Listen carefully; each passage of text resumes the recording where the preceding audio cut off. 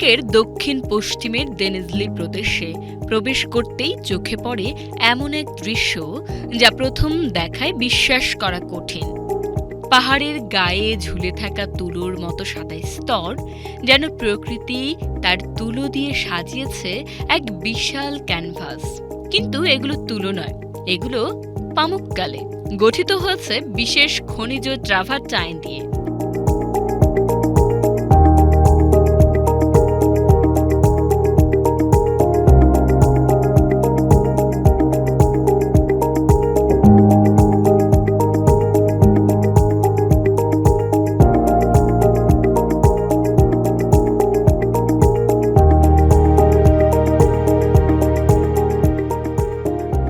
হাজার বছরেরও বেশি সময় ধরে উষ্ণ প্রবাহ থেকে বের হওয়া ক্যালসিয়াম সমৃদ্ধ পানি ধীরে ধীরে জমাট বেঁধে সৃষ্টি করেছে এই দুধ সাদা পাথরের টেরেসগুলো।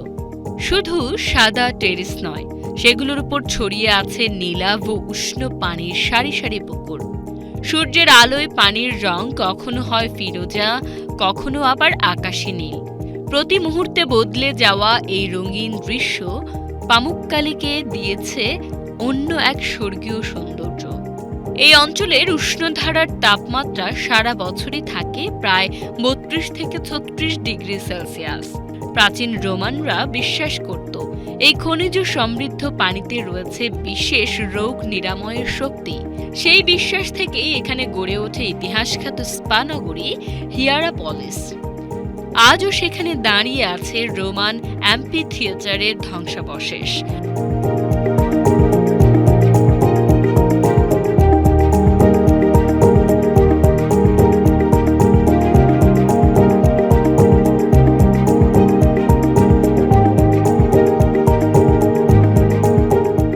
প্রাচীন স্নানাগার, মন্দির আর সমাধি সমূহ যা পর্যটকদের নিয়ে যায় ২০০০ বছর আগের সভ্যতার কাছে। বর্তমানে পামুক্কালের সংরক্ষণের জন্য কর্তৃপক্ষের কঠোর নিয়ম রয়েছে। ট্রাভারটাইনের সাদা রং বজায় রাখতে পর্যটকদের খালি পায়ে হাঁটতে হয়, যাতে পাথরের ওপর কোনো রাসায়নিক বা ক্ষতিকর পদার্থ না লাগে। আর সেই হাঁটা যেন এক অনন্য অভিজ্ঞতা। পায়ের নিচে নরম, ঠান্ডা, গরম খনিজ পাথর, সামনে সারি সারি নীল উষ্ণ পুল, চারিদিকে সাদা পাহাড়ের ঝলমলে সৌন্দর্য। ১৯৮৮ সালে পামুক্কালে ও হিয়ারাপলিসকে ইউনেস্কো ওয়ার্ল্ড হেরিটেজ হিসেবে ঘোষণা করা হয়।